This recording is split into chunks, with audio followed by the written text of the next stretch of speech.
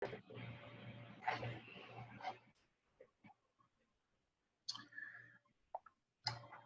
we are. Good morning, everyone, and welcome to another Rural Policy Learning Commons webinar.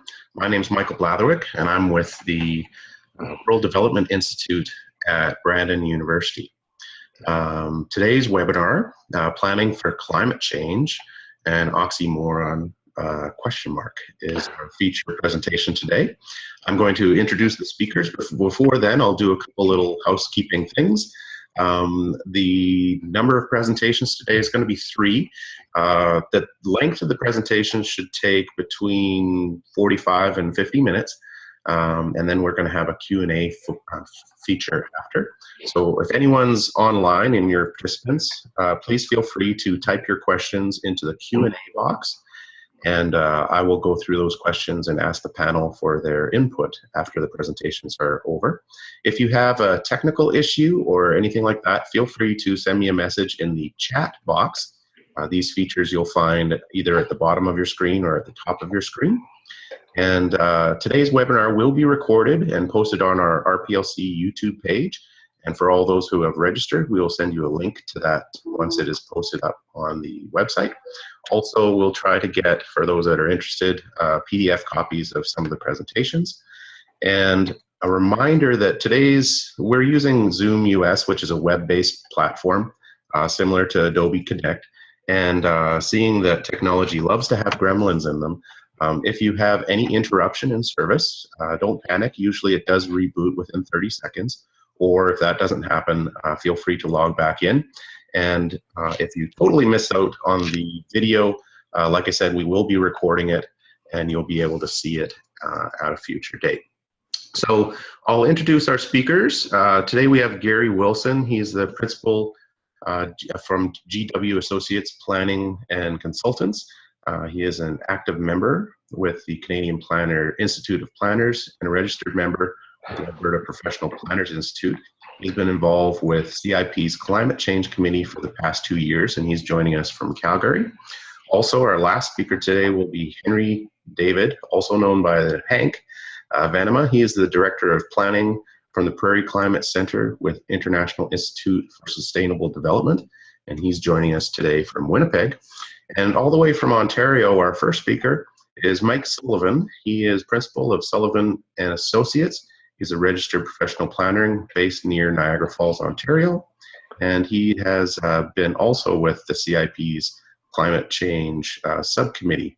So I'll turn the mic, I guess, over to Mike, and we'll go through his. And like I said, feel free to type in any questions and the Q&A and chat boxes. So go ahead, Mike.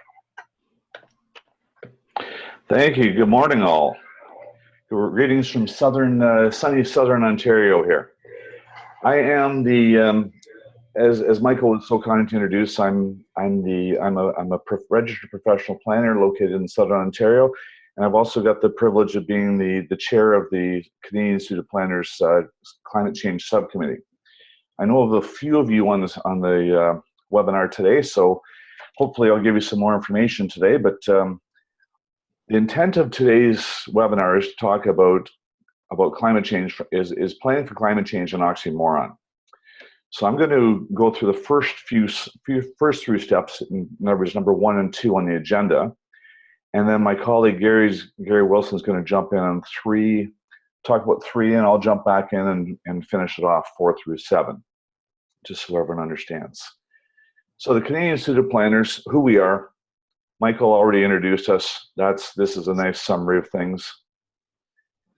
The Canadian Institute of Planners itself was founded in 1919, and we are the recognized voice of planners nationally and internationally. We have membership on the committee as well as in CIP from the Vancouver Island over to Newfoundland and up in the Nunavut. We are getting into topic-based advocacy on policy issues, and right now there's 3 areas you can see there that are our advocacy areas. Gary and I represent the climate change aspect, and that is for communities, community climate change.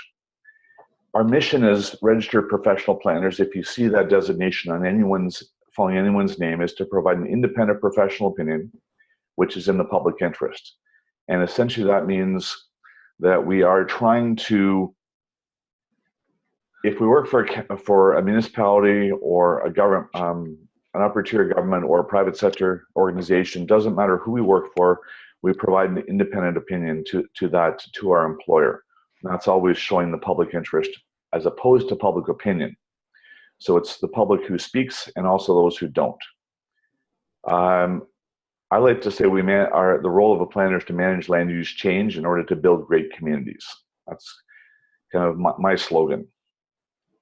So the basics of climate change, I think from looking at the registrants on board, most people know what we're talking about here, but for those who don't, we're talking long-term weather patterns, 30-year plus. We're talking about air pressure, humidity, wind, cloudiness, etc. And we're using Environment Canada, Natural Resources Canada, the Intergovernmental Panel on Climate Change, all of their information, their science.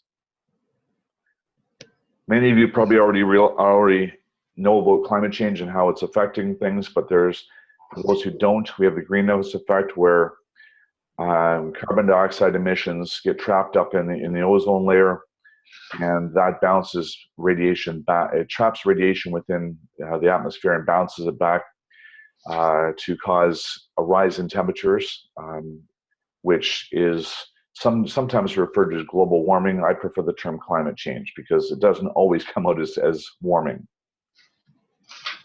So Canadian Institute of Planners, and pardon the quality of this graphic, I think I expanded it too much, but climate change comes through in several different ways. It talks about temperature, there's wind patterns, there's precipitation.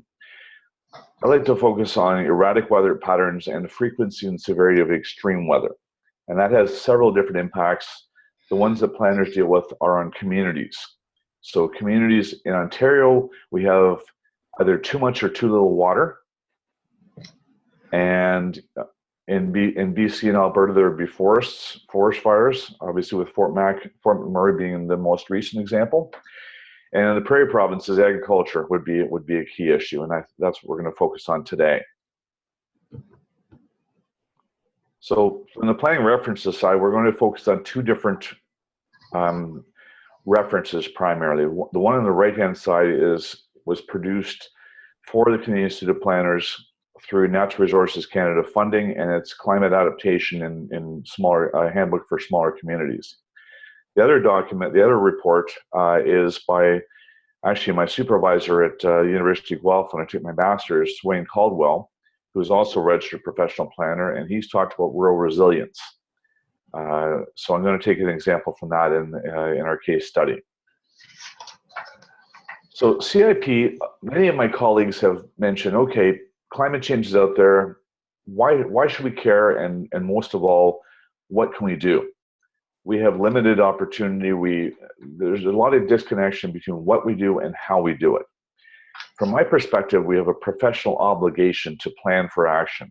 And that comes from CIP's Code of Professional Practice, where we must be aware of changes in the natural environment and how they affect our communities. So from IISD's perspective, that would be moving from risk to resilience. Our goal within the climate change subcommittee is to demonstrate how to move towards resilience. And a particular interest in this case would be our CIP's website, cip.icu.ca, has topics for planning climate change in a resource library. That would be the best reference point for anyone interested in getting information. So I'll repeat again, cip-icu.ca. There's also the adaptationtools.com is an NRCan resource, which has lots of great tools as well. When planners, once we recognize change, once we recognize something is happening at a land use level, we then add our skills and knowledge and experience to that, and we have an obligation to act. And that's what that's what our proposal is within CIP, is that we know that climate is changing. We have an obligation, a professional obligation to act on that. So our climate change focuses 3 different areas. Adaptation, which is a local cost and a global benefit. That could be as simple as put flooding treatment into your community. There's disaster risk reduction, which is looking at fires or looking at flooding or looking at erosion and saying, that's going to be a hazard to your community, therefore we have to take care of that. And then mitigation funding, which is carbon dioxide and lower government or GHG emissions. And that's a longer term thing. That's called reducing our carbon footprint. Many governments in Canada right now are at the provincial level are implementing climate change plans, carbon taxes, and various other tools. We see each of these as a key component of climate change, and they're complementary and build on one another. They're not independent of each other. So there's many deniers out there who look and say, "Oh, climate change, it's not happening." What if it's all a big hoax? I think the bottom line from my side as a planner is that we make better communities. It doesn't matter what the cause is. It's just there's change happening, and we have an opportunity through that change to make a better community, stronger community. So I'll pass the mic over to Gary, and he can take us through the process. You ready for it, Gary? I am. Thanks, Mike. And good morning, everyone. Pleasure to be here. The planning for climate change process that we've put forward here is out of the handbook that CIP prepared in conjunction with Natural Resources Canada. And it's a very high-level overview of ways in which rural communities primarily can get involved with dealing with climate change. And if we could just move on to the next slide there, Mike, thank you. Each one of those 6 steps do have a number of bullet points and highlighting activities or tasks that have to be taken under the umbrella of each. Now, the first point with getting started is really energizing the people that you're going to be working directly with. And each community is going to be experiencing this in a unique way. And I think certainly the rural municipalities have some major challenges in front of them with regards to resources, the way in which their municipalities or political jurisdictions are laid out, the way in which land use is being pursued. But one thing that's very important is to start building the public and political and staff awareness where you're dealing internally with municipalities, and start that at the outset. Now, all these 6 steps do build upon one another, and it's, to use a favorite planning term, it is quite iterative. You're going to be constantly going back, building, refining, and adding more and more people to your stakeholder circle. And given that, I think it's very important to, one, identify the champions, the people that are going to help you lead your climate change initiative.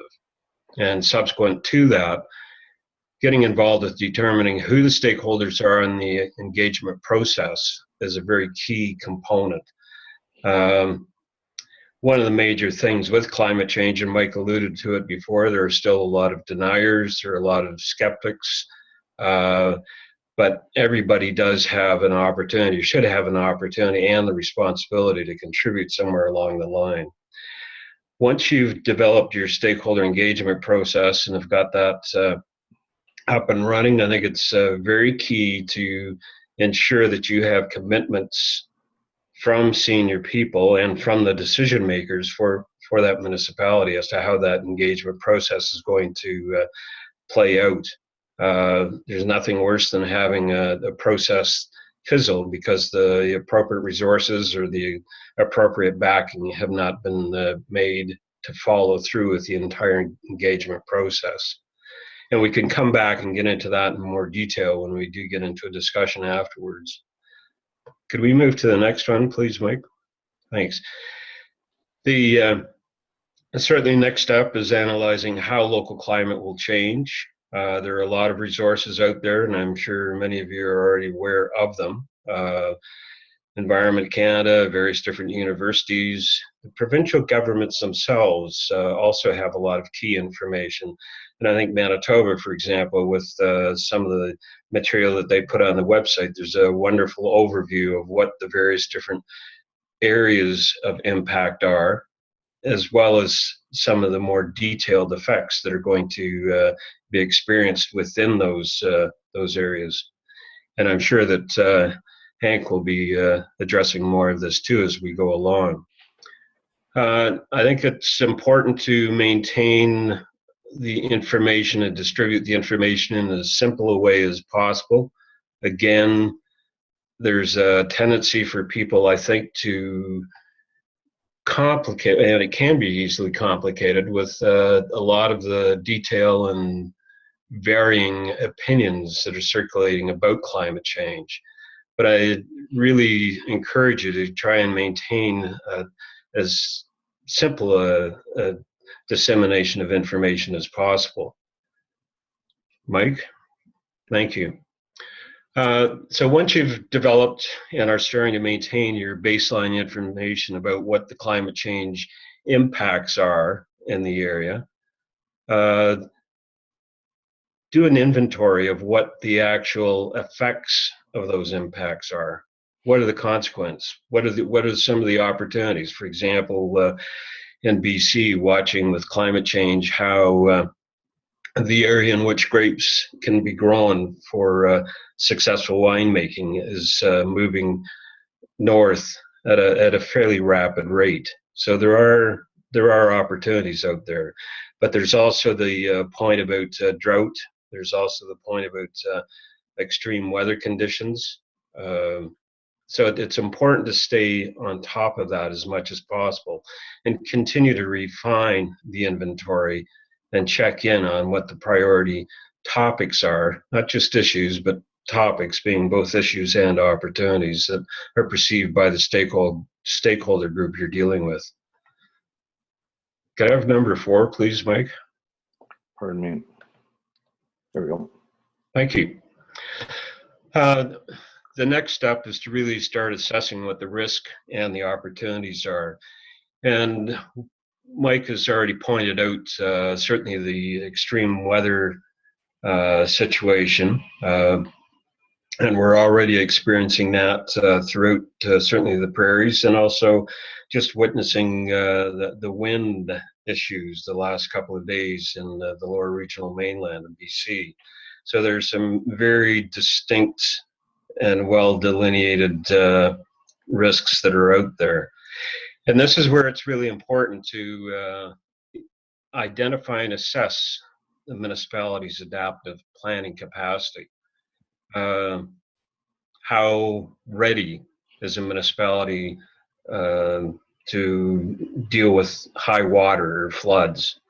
That is something that has caught a lot of people by surprise. It was interesting witnessing that firsthand with the city of Calgary flood a number of years ago. Fortunately, the city was able to respond quickly and making people aware and maintain their awareness of what was happening. But it was a real shock to the system, and fortunately, excuse me, the system was set up to respond accordingly and did respond well. And I think it's, along with the planning capacity, one of the key things is to consider, again, your risks and your opportunities. What's most likely to happen? Attempt to identify that and plan accordingly. Can I have this? Thank you. With the adaptation plan, what we're doing there is going back as planners to what are we trying to realize here? What are our principles? Principles being the values upon which we're basing this plan. And one of the things there, I think I would really stress, is the sensitivity to various stakeholders' needs and requirements, and just the whole, I guess, in some ways, the shock, the overwhelming aspect of having to deal with climate adaptation. it's something that people still really haven't, I think, come to grips with. There's a sense of being overwhelmed by it, but at the same time, there are ways in which that feeling can be better managed with some good specific planning. And we are emphasizing, as Mike indicated earlier, the adaptation aspect. We don't want to forget, however, the mitigation. There's a real need, I think, and certainly a responsibility the planners have on trying to address the causes, the root causes of where the whole thing with greenhouse gas is coming about. And that starts to lead into how we're living our lives and the impacts individually we place on climate change. And the last step, and again, I stress the fact that these are fairly high level, but it's a way in which to pull together your action steps and also to be clear about the objectives you want to realize and also how you want to actualize or realize those objectives, those activities. And it's important to ensure that climate change adaptation is not just hived off for one group within a municipality to look at. It has to be incorporated throughout the entire organization. It has effect not only on policies and land use plans, but it also has direct effect on budgeting with parks developments, for example, for getting out and pruning trees. And over the last number of days, there have been instances of trees dropping large branches and actually having quite a negative impact on all of that. So it's important to get as detailed and as integrated as possible. And the other thing that is very, very strong here, or very much required, is the need to continually refine and revise your plans so that it is meeting the stakeholders' needs as well as adapting to the changing environmental conditions. And with that, and hopefully we can come back and elaborate on these 6 steps as you see fit, but I'd like to pass it back to Mike. Thanks, Gary. Thanks very much. If I could just add to this, as Gary mentioned, we had a focus on adaptation.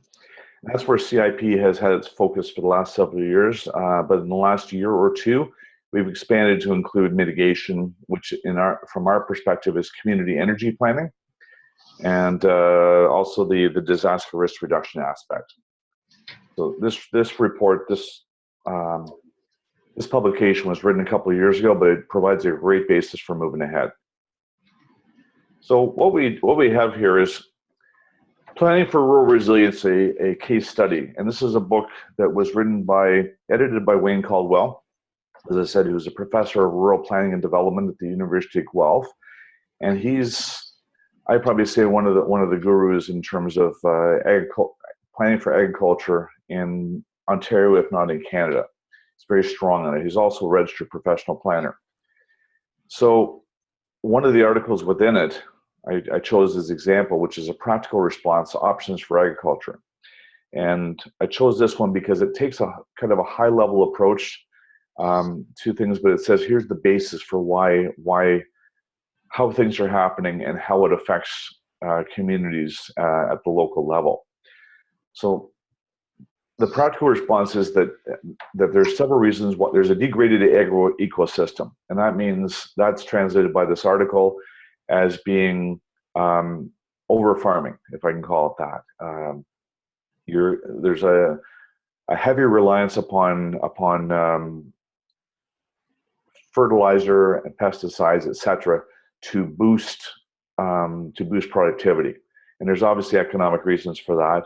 But the article suggests strongly that in fact degrades. It's a short-term gain, but you have long-term issues with that as a result. So their example is here: degraded agro-system plus the ecosystem function equals the lacking degradation of the adaptive capacity. So what we need is to enhance agricultural resistance by bringing the healthy ecosystem, by strengthening the agricultural ecosystem. And I won't get into all the details of this because of time, so I jumped right to the recommendations. But actually, I can go back for just a second. I took some notes here, which aren't actually on the presentation. But they talked about challenges such as peak oil reducing greenhouse gases, ecosystem loss, peak phosphorus, water quality and quantity, soil degradation, population growth, loss of arable land, loss of biodiversity, and food waste. Many, many topics that are all challenges to agricultural production. The article suggests that there's systemic challenges with this, with agriculture, and being able, at the local level, being able to maintain and increase agricultural production while ensuring that the ecosystem, or without causing impact to the ecosystem, to your soil quality, to your erosion, to the wetlands and the woodlots that are associated with every property. They suggest that they're independent yet connected.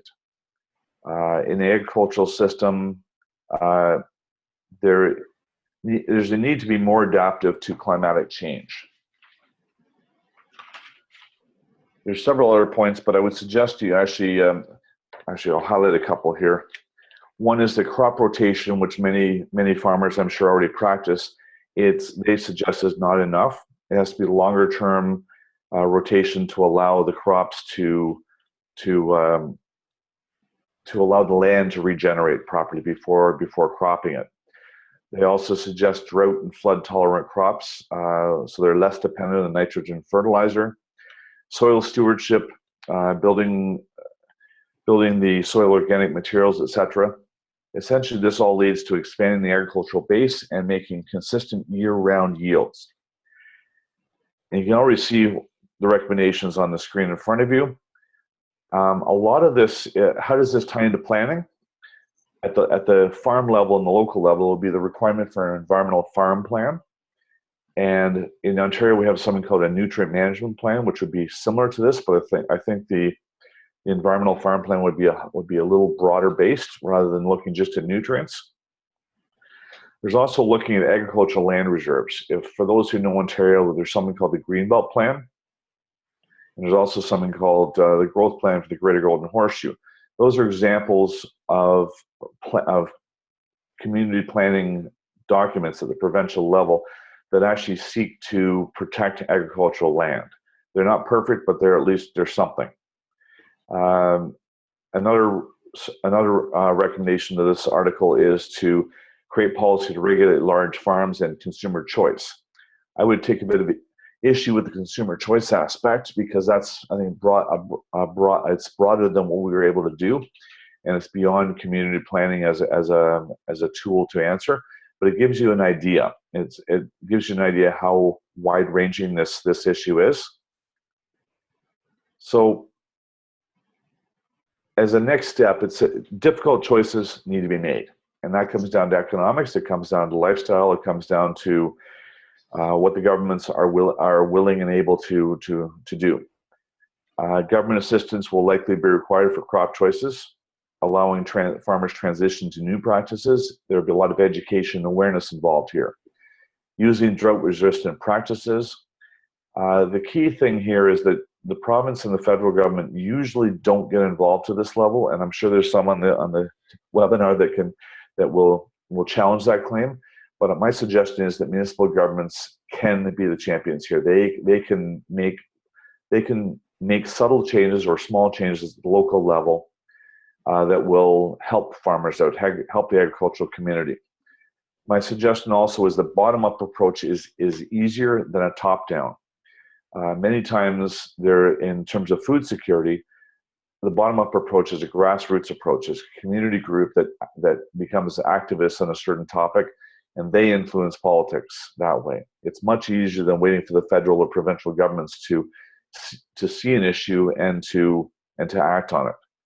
So the article again talks about short-term risk equals long-term opportunity. There's a risk that your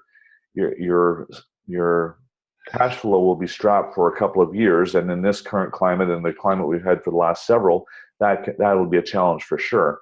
But there is through those challenges there is long-term opportunity. So I'll get into my last couple of slides here. And is planning for climate change an oxymoron? I don't think so. I don't think Gary would agree with that statement either. It's actually an obligation. And a section of the Canadian Institute of Planners Code of Professional Practice, which is our guiding ethical document, talks about we must be aware of this and act on changes to the natural environment. The key thing is that ignoring the issue doesn't help. I know that I've struggled with my councils previously to explain to them what's going on and to say that we need to do something. It's about messaging. It's about keeping everything simple and putting it in terms that councils understand and they can take action on. And the unfortunate problem is with rural communities, they have fewer resources available. They have tighter budgets, etc. So as Gary mentioned before, prioritize, prioritize, prioritize. And this often means talking to our colleagues, talking to key stakeholders, whether it be an agricultural group, finding out what really is the key issue in your community. Could be something very small.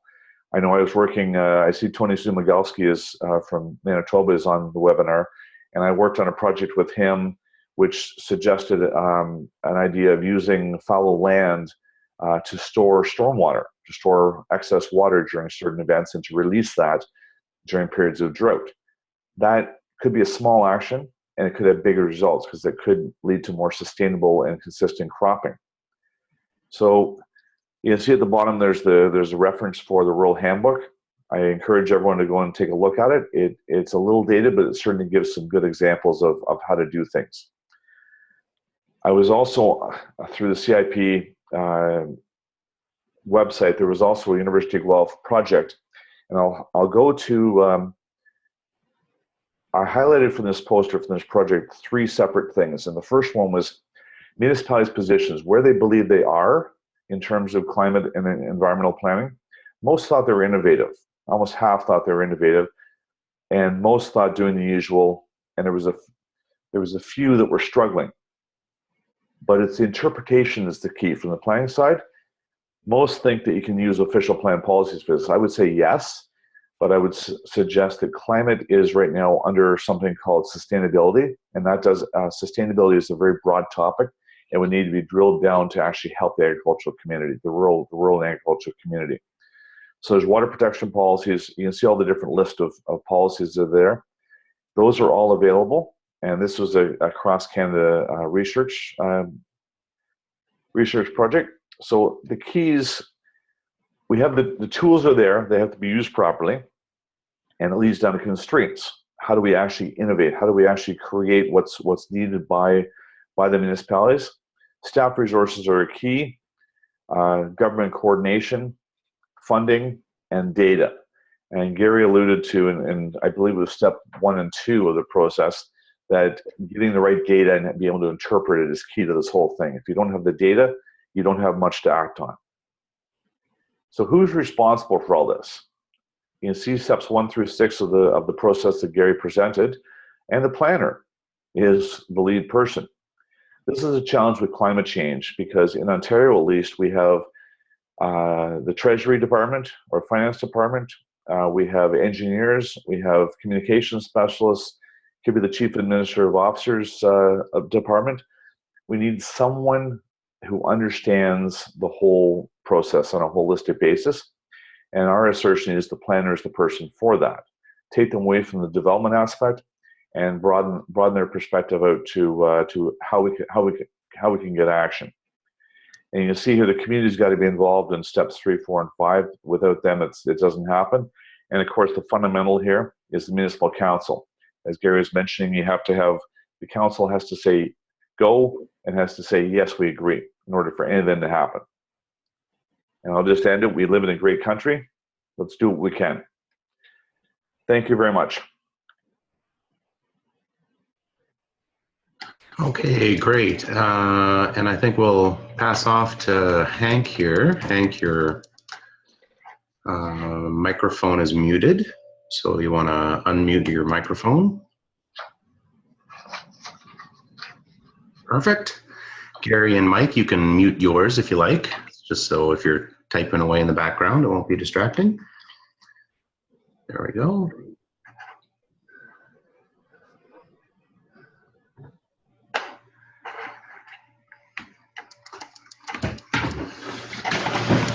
Is your microphone working there, Hank? Yeah, I think so. Am I ready to go? Yep. That sounds good. Okay. And I can see your slides, so that looks good. Okay. Okay. Well, thank you very much, Michael Blatherwick, for the invitation to take part this morning, and thanks to Mike and Gary for setting me up rather well here. I'm going to, I think, dovetail with a lot of the messages that they introduced. I will also provide some research as to what the impacts of climate change will actually be, the implications thereof, and a planning example that I think I hope compellingly brings these issues together and actually illustrates some of the very key messages that Gary and Mike have just shared with us. So with that, I'll launch into it. So yes, I'm one of the directors of the Prairie Climate Center, which is a collaboration between the University of Winnipeg and my home institute, the International Institute for Sustainable Development. We are we have been fortunate to attract two key investors into the Prairie Climate Center, and that is the Great West Life Assurance Company, one of the biggest insurance companies in Canada, and the province of Manitoba. And I say investors because I think our mission is to actually add value, is to return on that investment, to add value by taking risk off the table, climate risk off the table, and seize some of the opportunities that innovative planning for climate change entails.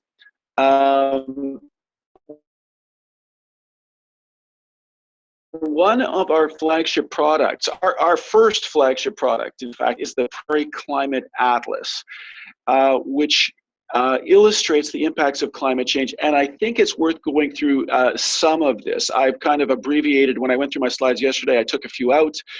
But I am going to march you through some because I think it helps sensitize the interested audience here as to what we're really talking about with global warming. Okay, so just to get us started here, what is happening with climate change? Well, on the prairies, this means far fewer days of minus 30 degrees.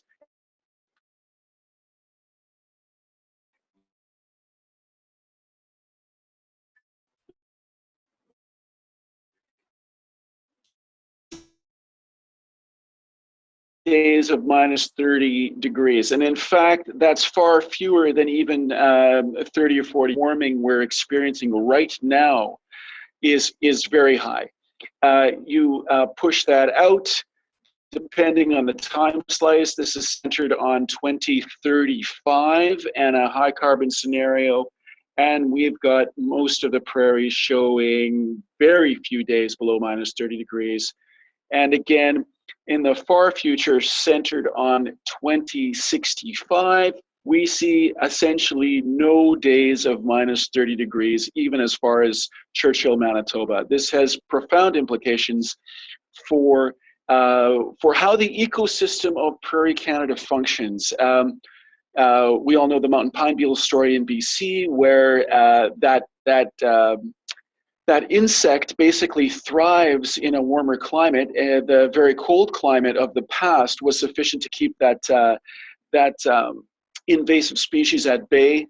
The same kind of thing could happen in the boreal forests of Manitoba, of the prairie provinces in the future. So these are, there's other implications for the grain handling system. The fact that rodents and certain molds and so forth will survive warmer winters and can disrupt, our food storage system, our grain storage system. Just huge implications. Days 30 degrees or warmer.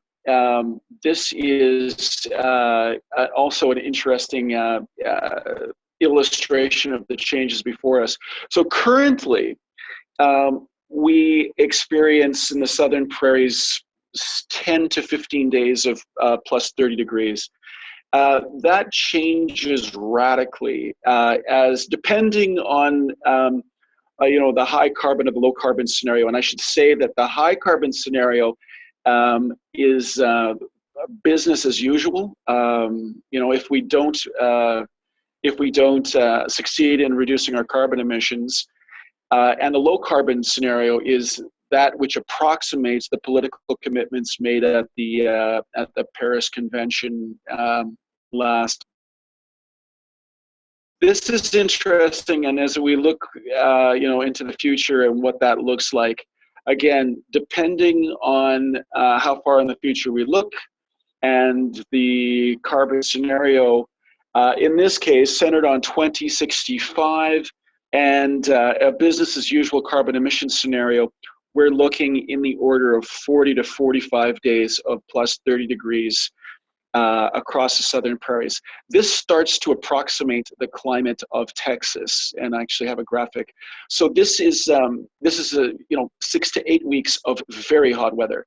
The implications for planning for agriculture are, as you realize, of course, pretty impressive. I mean, the idea of cooling stations as a piece of fundamental municipal infrastructure arises here. If you don't have air conditioning or you can't get air conditioning, how do you stay cool? Frost-free period. I'm just gonna, with this, as you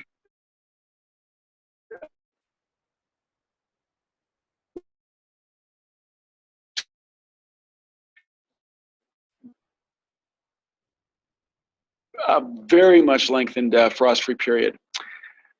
This is just a sort of an overview of the changes in temperature, and you see the 3 capital cities of the prairies, and by month the increased temperature change, and this is the high carbon scenario. So this is. Again, this is if we track along a business as usual emission scenario, we see warming on average of 4 to 6 degrees, much greater than the background global warming, which will be 1.5 to perhaps 3 degrees. We're targeting 1.5 degrees now, but the key message here is the prairies are warming and will warm at a much higher rate than the rest of the world, and that is because of the changes in the jet stream and the sort of the relative degradation of the Arctic sea ice and the relative higher rate of warming in the Arctic as the Arctic ice pack diminishes. So because we're close to the pole, relatively close to the pole, we will see a higher than average degree of warming on the prairies. Spring precipitation, March.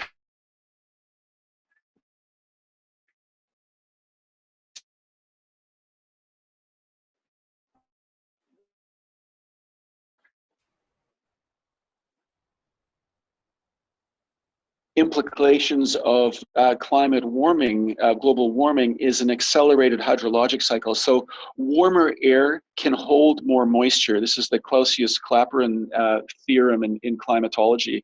And that moisture, although the atmosphere can hold that moisture, it has to release it too. And when it does, it will tend to release it in higher intensity bursts. So warming means more evaporation, more precipitation, a faster cycling of water vapor. And we see that manifest in the prairies as more precipitation in the spring. Summer is a different story.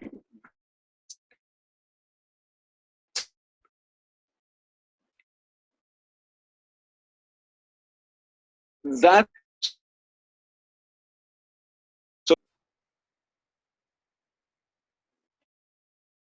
pretty general storyline here. A warmer climate accelerates the hydrologic cycle. It comes in more intense periods over a shorter time frame. And on the prairies, we'll see more moisture in the spring, March, April, May, and declines in the growing season July, August, September, and that is one of the central challenges of climate change adaptation. Climate analogs.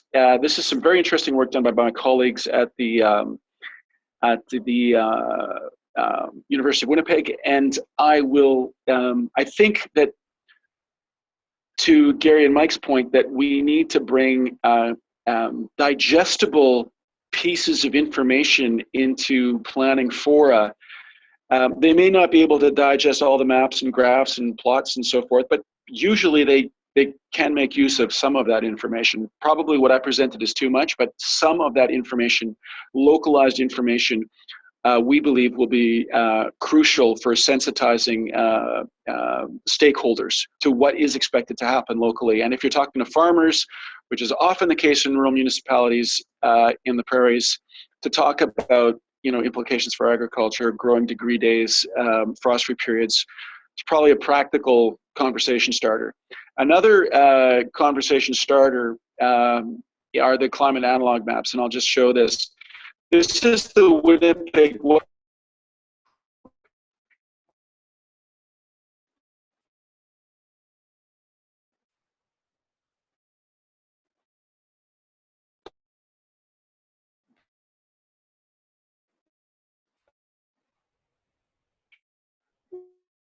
We resemble in southern Manitoba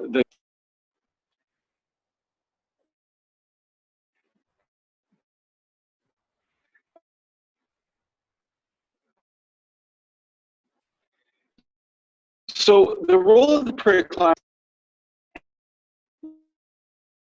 inform policy and develop solutions and inspire adaptation planning, and to agree mitigation, because there are synergies between mitigation and adaptation, particularly when we're talking about the agroecological measures that Mike was describing, soil organic carbon and retention storage, and a lot of very good ideas that Mike described are really relevant to the adaptation planning process. I think in large part, the challenge will be to get the planning profession and all the stakeholders oriented around these some of these agroecological solutions.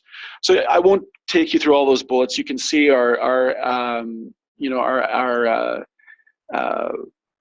the mandate we have essentially as the Prairie Climate Center, and our starting point is to get the data into as many research and planning for as we can. As you've seen now, the key implications are the changed seasonality, the change in the hydrologic budget, this shift to the precipitation, the annual precipitation budget coming in the winter, spring, and fall, and somehow taking that moisture and spreading it out over a longer, hotter growing season, and planning for these more intense precipitation events. We will, whether we get wetter or drier, the research is quite definitive that we'll get our precipitation in sharper bursts. More of it will come in fewer days. So this planning for this increasingly erratic climate is really what it's all about.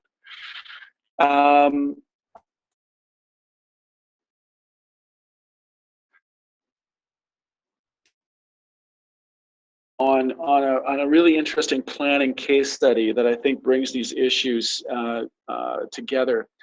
And I'll let the interested audience think about some of these implications. And you can't ignore the Fort Mac case, the forest fire case. That region of Alberta had a fire season that started March the 1st. Usually it's April the 15th.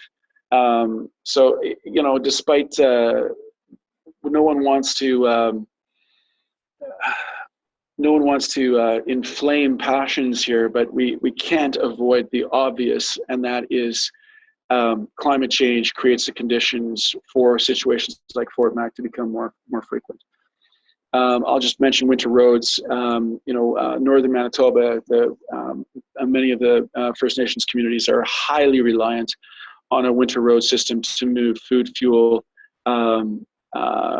across to these remote locations, and the season to do so is ever more reduced, and you hear about 18-wheelers going through the ice all the time. Pushing on.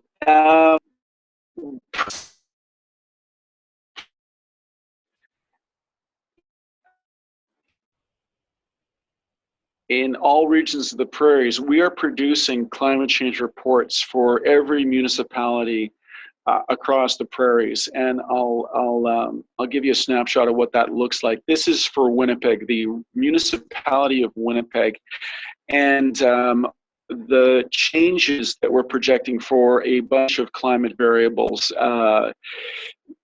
And so you just get an example. We can produce these reports and versions thereof for every planning district, every RM, every conservation district, every watershed across the prairies. And we're actually pushing to, we'll be expanding the Climate Atlas to serve the entire country. So you can see, as a background report to get the planning process started for adaptation, we can inject this information and more sophisticated, statistically robust information as well. So that's part of our portfolio of services, and we hope that's useful. Water infrastructure. So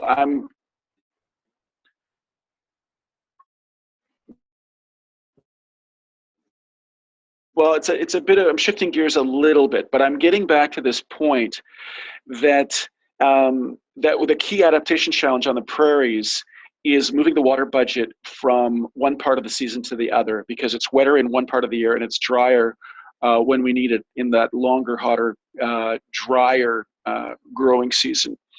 And one of the implications of the changes to hydrology is the fact that this very fundamental planning tool, it's called an intensity duration frequency curve, and this is not exactly a planning tool, but it's what planners expect engineers to use when planning municipal infrastructure.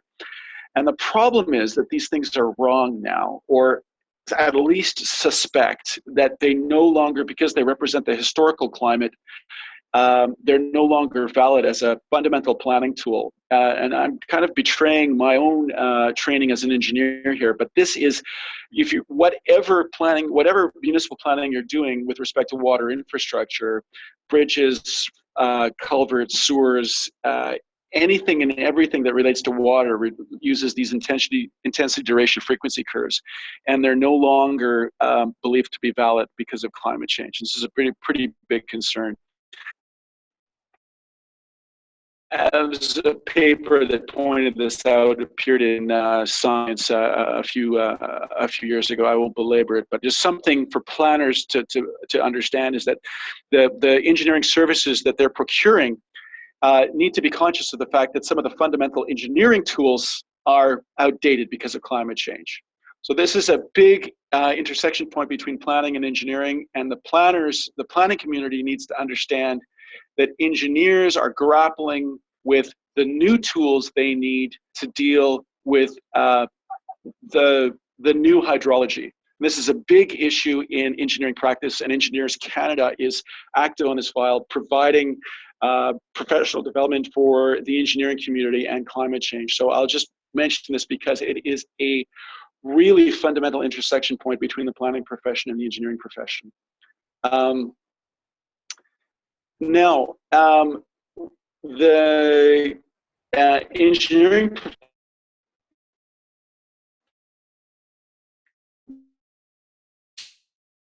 practitioners to modify those intensity duration frequency curves, essentially how much precipitation you need to plan for the 1 in 10, 1 in 50, 1 in 100 year precipitation event that really defines the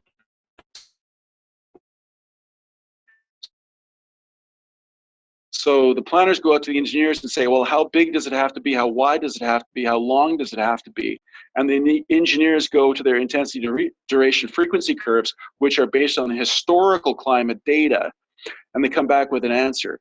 Now, the new state of the art is to use new tools that use the same global circulation models that are the climate change predictions as we used to create those maps of the prairies. So that's where the state of the art is going, and I just, I will emphasize this point, that how we engineer for a changed climate is this crucial intersection between the planning community and the engineering community, and we need new tools. And just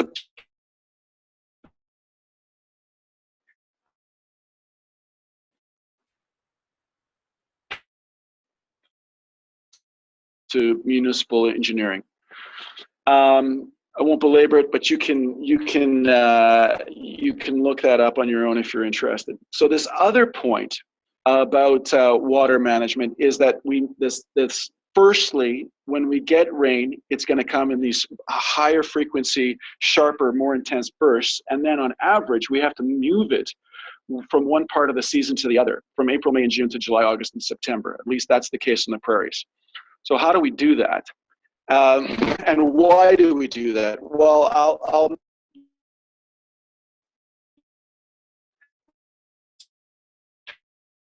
picture actually of Highway 10 going into Brandon in the hole as you come into town, and these are super sandbags stacked 3 high to protect some crucial infrastructure at the bottom of this hole, and this was in 2011. Crisis response, and the good people of Brandon responded admirably to save the city and reduce flooding costs. But what happened later that year was also interesting. We had a brownout. We were in an agricultural drought about 12 weeks later, and the Globe and Mail called it a weather whiplash. And that is the kind of year we have to plan for. And so the points that Mike Sullivan was making about all these agroecological issues that we can use to buffer ourselves, to move the water from one part of the season to the other, soil organic carbon, which of course has a crossover benefit with climate change mitigation, and retention storage become almost inevitable as a fundamental adaptation strategy. I'll mention this work from Agriculture Canada that we think is really important, the idea of landscape resiliency and design tools that have been applied in a municipal planning context to help municipalities deal with one side of this, and that's flood risk. And quite a sophisticated methodology that's based on modeling, hydraulic modeling and economic modeling, so municipal managers understand the costs and benefits of going with alternatives to conventional flood risk mitigation. You see the city of Brandon, they're stacking sandbags up. Well, that's what they did in a crisis because they had to. But every drop of that water was actually needed later. Yes, we and redesign our municipal infrastructure to deal with these heightened levels of flood risk. But what if we need that water later in the year? What do we do then?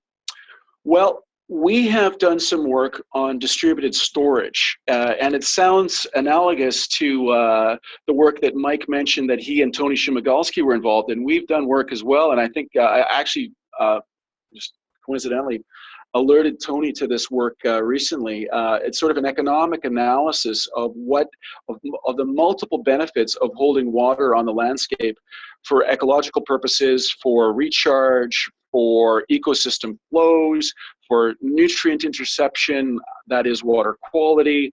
So there's a whole bunch of reasons to look at upstream solutions fundamentally from a municipal level. There are options. Rather than spending on hard infrastructure in town to deal with a higher frequency of exposure to flood risk, there are options, and that means going upstream and working with those other stakeholders to figure out solutions where there's mutual benefit. Just there's I can't resist. There's a whole bunch of where you actually do reliability modeling, and you use information sources like the Prairie Climate Atlas to engineer this stuff, to get the size and feature set and configuration right to optimize economic benefits. And because we have resources like the Prairie Climate Atlas, we can actually do this work with a much higher level of rigor using future climate change projections to get the economics right now, or at least as good as we can using the best available science to inform the planning process. So we argue that this is actually what we're talking about. For the rural case, this is green infrastructure. You've heard the Federation of Community Municipalities talk about it. You've heard the federal government talk about it. For the general rural agro-ecosystem case, where there's an agricultural watershed and a municipality, and they're looking at optimizing investments for climate change adaptation, we believe this is, in general, the green infrastructure strategy. And you can call it any number of things. We're, for convenience, calling it the investment case for water harvesting under climate change, but it gets at some absolutely fundamental municipal planning issues. I'm going to actually skip this slide, and I'm going to focus on where the agricultural community upstream had problems with drainage and flooding. They finally, after years, reconciled municipal and agricultural interests on the use of a retention storage system, and it combined flood protection, drought resiliency, water quality. Downstream municipality was reduced their flood risk, agriculture upstream improved, and you could actually get into this retention storage system because they're shallow, and you can actually do kinds of agriculture, biomass crops, perennial crops. You can use the wetness and the moisture trapping and the nutrient trapping features of these parts of the landscape very productively, we think. It's not a dead loss to agriculture to design these features into the rural landscape. So this is an important innovation that we think will be crucial for adaptation, the generality of distributed storage for multiple objectives. We did some analysis on the economics, and all of the benefits, all of the ecosystem service benefits from distributed storage, including flood and drought resiliency, including carbon credits if you use some of the products of these systems for renewable energy. And we come up with very favorable benefit cost ratios. We call this thinking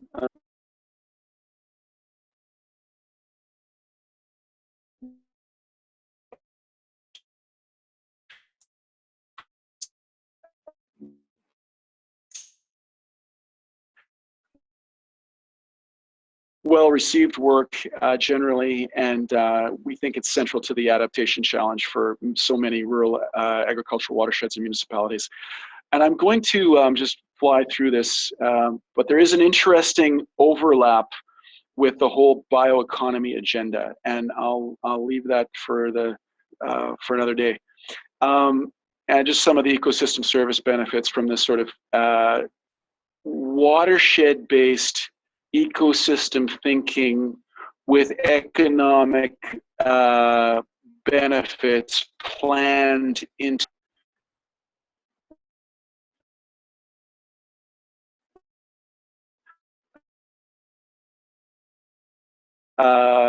the alternative land use services model for ecosystem programming. And I say this with a Manitoba bias because the new provincial government here in Manitoba has as a pillar of their agro-environmental policy and strategy this concept of ecological goods and services programming under the brand name ALICE. And what we're talking about, investments upstream for multiple benefits, including municipal flood and drought risk reduction, is very consistent with ecological goods and services programming, which, given its very high overlap with climate change adaptation. Now I'm going to get a little bit granular with a case study of Virden, Manitoba. I just want to cap it off with something that's really current and I hope brings these points just really practical. So the city of Virden, the town of Virden, I should say, population about 3,100 people, is on the Trans-Canada Highway. It sits to the south of the Trans-Canada Highway, and almost right on the Assiniboine River. Actually, a creek runs through Virden and then enters the Assiniboine River. This is a picture of partial overtopping of the #1 highway. This is Trans-Canada Highway. Major economic losses. It's obviously the piece of east-west infrastructure in the country, and it gets closed because the culvert's not big enough. And so what do? You build a bigger culvert. You go back and you look at your intensity, duration, frequency curve and said, well, I guess that wasn't right. Let's get some climate change effects in that thing and build a bigger culvert. Well, you can do that, and you've just transmitted the flood risk downstream into the city of Virden. So that doesn't entirely solve your problem. Hank, sorry. Hey Hank, it's Michael here. Just in aspects of time, we're running just a little long. So I wondered, especially for this case study stuff, if some of maybe the Q&A portion, if some of these case studies might be also answers to the Q&A spot, or if you like, maybe we can save some of this for after if there's interest in some of the case studies. But I just wanted to perhaps get some of the Q&A stuff going. Is that okay with you? Or do you have a couple other, how many more slides do you have? Just a couple more, or are you almost done? So here's the case study of Virden. The city just bought high-resolution LiDAR data for the city to do the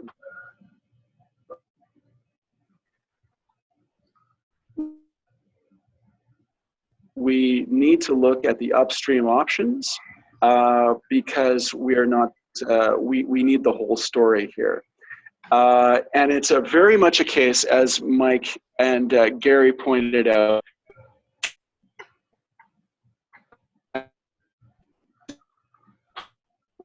we need a champion, and because the challenges of adaptation is holistic thinking, and it won't be solved by one discipline and inside the conventional municipal box. And you can understand what I'm trying to get at from the slides. I'll make this point to reinforce Gary and Mike. Adaptation is systems thinking. The provincial departments and the local governments and so many different departments, agriculture, sustainable development, municipal government, infrastructure, they all have a piece of the solution.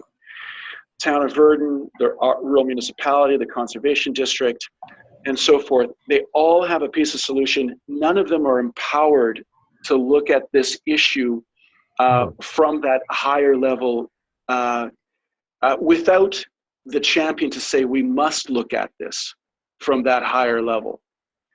And I apologize for the time, but I hope it was well invested. And I look forward to your questions. And I hope this particular very practical illustration brings some of the messages of my esteemed colleagues into context. So I'll leave it at that. Yeah, thanks very much, Hank. And sorry for interjecting there. I just wanted to be just a little bit sensitive for time to make sure that we don't lose some of our participants who I know who have logged in. And feel free to elaborate as needed on some of these questions. So I have one question in the queue, or actually I do have just one from Kay Freeze at the moment about the presentation, and it seems that Mike Sullivan is just going to follow up directly with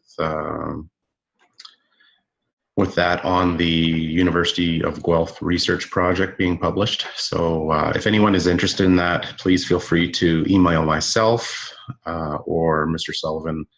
Mike Sullivan's email is sullivanplan@gmail.com.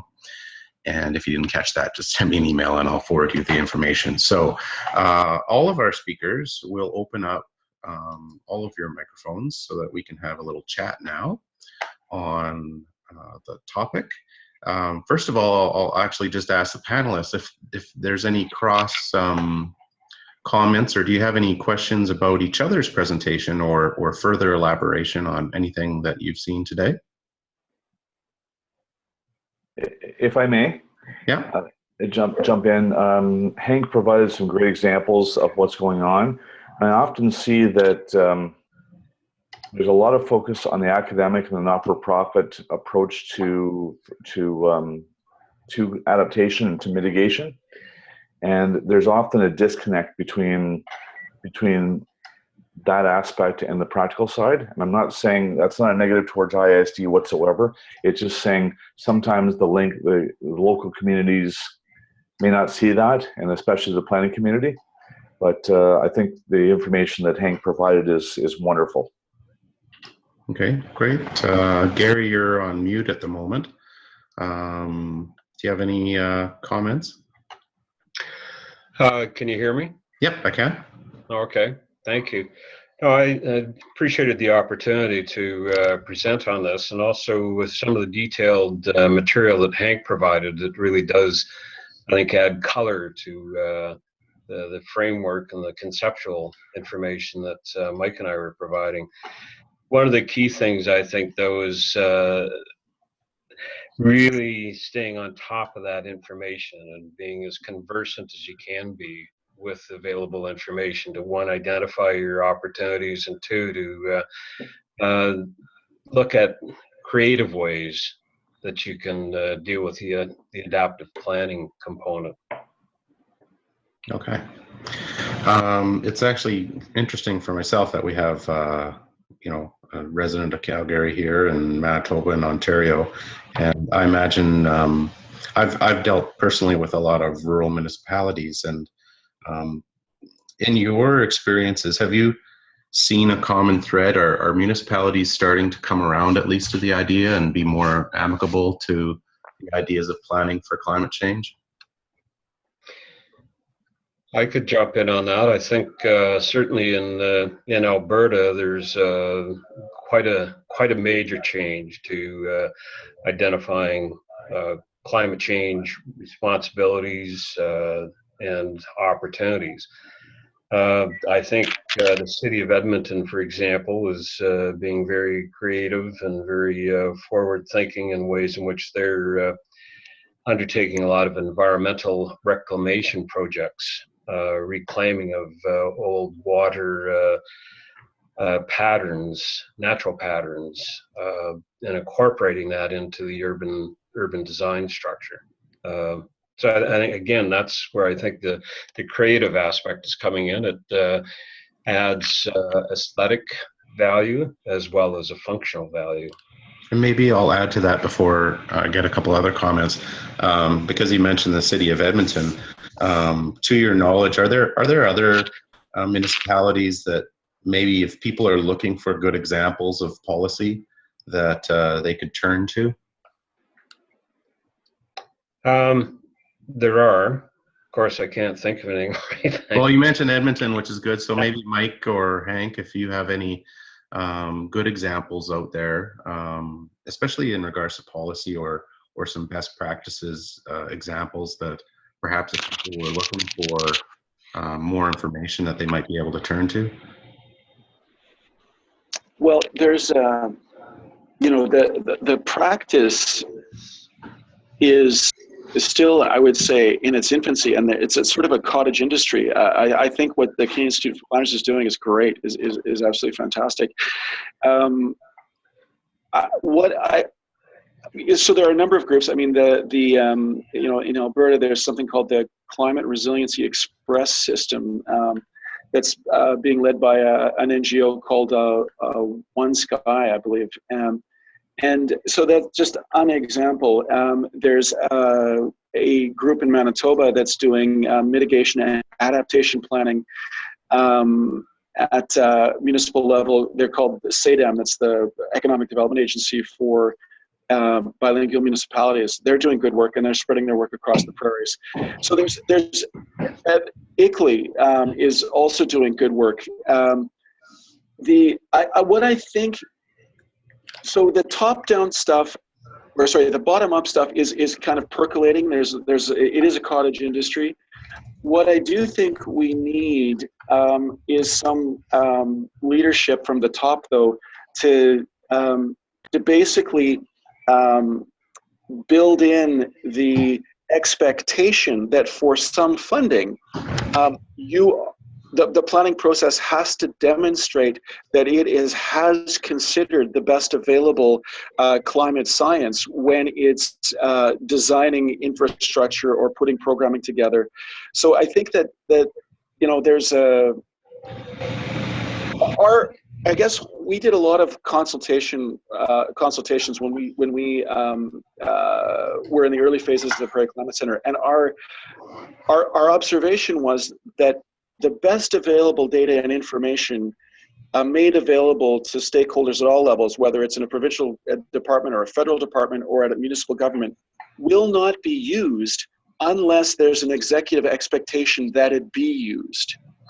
So there's a bunch of great groups out there trying to help, trying to prod, trying to bring in what they think is useful information into the process. And sometimes it gets taken up, but it's a completely idiosyncratic process at this point. Unless there's an executive expectation that addressing climate change is a requirement for consideration for funding at higher levels, you're not going to see a systematic approach. Okay. And Mike, any to add to that? Sorry. I find that the provinces, I'll speak to Ontario. Ontario is just getting a climate change plan going. As Gary mentioned at the start of his discussion, it's mostly in carbon taxes. It's mostly a way to raise revenue. And I find that most of the adaptation efforts have been at the local level. And it's been based on storm events happening, Toronto, Calgary, High River, Huntsville, Ontario, Eastern Canada have all dealt with various storm events and various issues, and it's been a local level implementation. I think I see that Hank has provided some great examples of a local and regional situations, and there's a lot of study at that level. But I see it's the municipalities that are leading that the implementation. I would agree. Go ahead, Gary. Yeah, the one point that I'd like to raise, and I'm involved with the Alberta Real Estate Foundation as past chair, and the foundation is a grant-giving organization. And we've been funding a lot of not-for-profit groups that are really taking on some pretty major initiatives on going out and acquainting people with, for example, the ecosystems associated with the Bow River. And the point about One Sky, that was something that our foundation has funded. And it's interesting how the not-for-profits are able to reach out and really, I think, increase the awareness of the average resident for their land use practices and how it does affect climate change. And I think that's an area that, quite frankly, more attention should be given to what the not-for-profits are attempting to do. It goes back to both Hank's and Michael's point about there is no really agreed to decision-making process. It's still all over the map. Mm-hmm. And I'll turn it over to Hank here. Just one comment, because he's local in Manitoba, like examples of the Assiniboine River Basin Initiative, which they have 150 members at their annual conference, and the Aquanti project, I don't know if I'm saying that right, are a couple new initiatives in Manitoba. You had sorry, you're also trying to answer or comment, Hank, there? Yeah, I can elaborate on that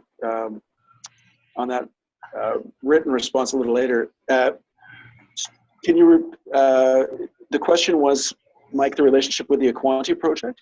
Well, just that I was trying to look for examples that maybe people could turn to as far as policy or good use examples, and so I was just trying to think of some organizations, and I mean the prior, you know, your organization, and have done great work, and the Alice thing that you mentioned, it seems that we also have a question, like you mentioned, on a little bit more detail on that. So I was just trying to think of some other examples between our heads being put together here that people can turn to. I mean, we're talking to the Equanti people. We're actually part of the stakeholder group in the steering committee, and I mean, for the unacquainted, it's a big modeling project as to how land use policy can influence can basically modulate water availability. If a larger part of the landscape is in perennial forages, for example, in the future, does that increase our climate resiliency? It's a large-scale modeling process designed to answer those kinds of agroecological questions, and I think it's a very important project. Its influence will be at a high level, and in sort of I think incentives for certain types of land use in the medium to long term. It's not going to be like ready for planning as an input to planning processes in the near term. I have a lot of hope for it in terms of its policy influence in the longer term, though. Okay, and we have, if I could move to Ian Robson, who had the question on Alice. You know, he asks, you know, how, oh, sorry, I'm scrolling down here and I'm scrolled too far. There we go. So he says, how does one measure the long-term benefit of Alice money spent? And his example is the RM of Blanchard received money, and what kind of long-lasting effects occurred.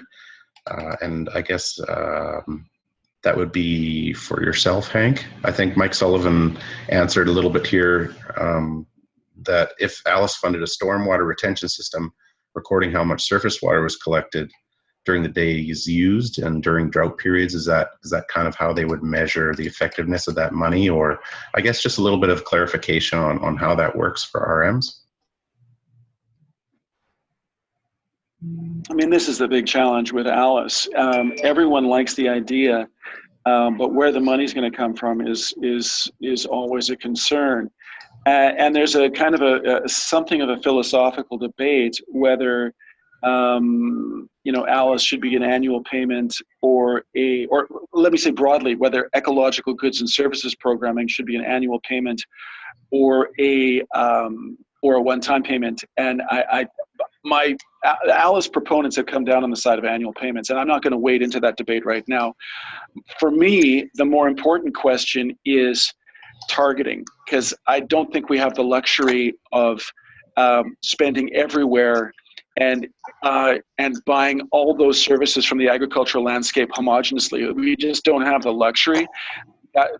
We need planning and prioritization and targeting. So I'm on the side of the planners in that regard. I don't think a fully homogeneous system is. I don't believe there's a. Oh, you're just cutting out there a little bit, Hank. It's, in my mind, that's the biggest question. All right, and actually, I don't think it's your microphone; it's your internet service is a little intermittent. So, you know what? I will say, because Ian, you mentioned about not a homogenized approach and that planning, and you were kind of on the side of the planners there, and then after that, we kind of lost you. Well, just to say that I'm not going to wade into the debate, the long debate about annual versus one-time payments. I will say though that targeting, we need to take a very analytical approach and figure out where the benefits to society are maximized. So it's a geographical approach from my perspective. Okay, that's great. And as I'll mention to all the participants here, that we can also share, the contact information. If you have a question that you want further examples or details, feel free to email me, blatherwickem@brandonu.ca, and I will forward those on to our presenters. Any more comments from the floor? I don't have any questions, so maybe we can wrap up if we don't have any other questions for our panelists. Gary or Mike, any comments? No, just to say thank you very much for including CIP in this webinar. It was fabulous. Great, Gary.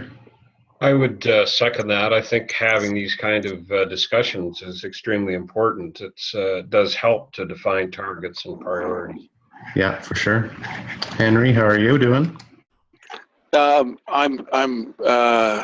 well, and I concur with my colleagues, and I really learned a lot from listening to Gary and Mike putting it into, telling us where the Canadian Institute of Planners is on these issues, and I really enjoyed participating. So thank you. Yeah, and I'll just make a comment, and then this is just kind of an aside, that I know that it's been excellent to have you gentlemen together. Part of the Rural Policy Learning Commons is to try to bring people together to share information on how to help drive rural policy and make life better for all of our residents and citizens. And the topic, and I appreciate the introduction to Mike and Gary.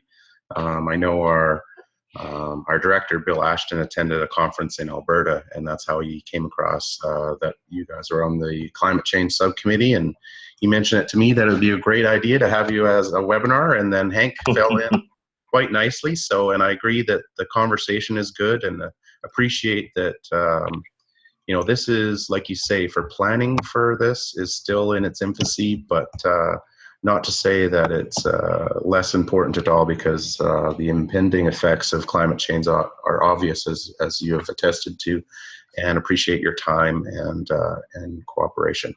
So for that, I guess I'll wrap up today's webinar. For those who have registered, as I mentioned, I will send you a link for the video and materials as available. Our next webinar is on August 4th.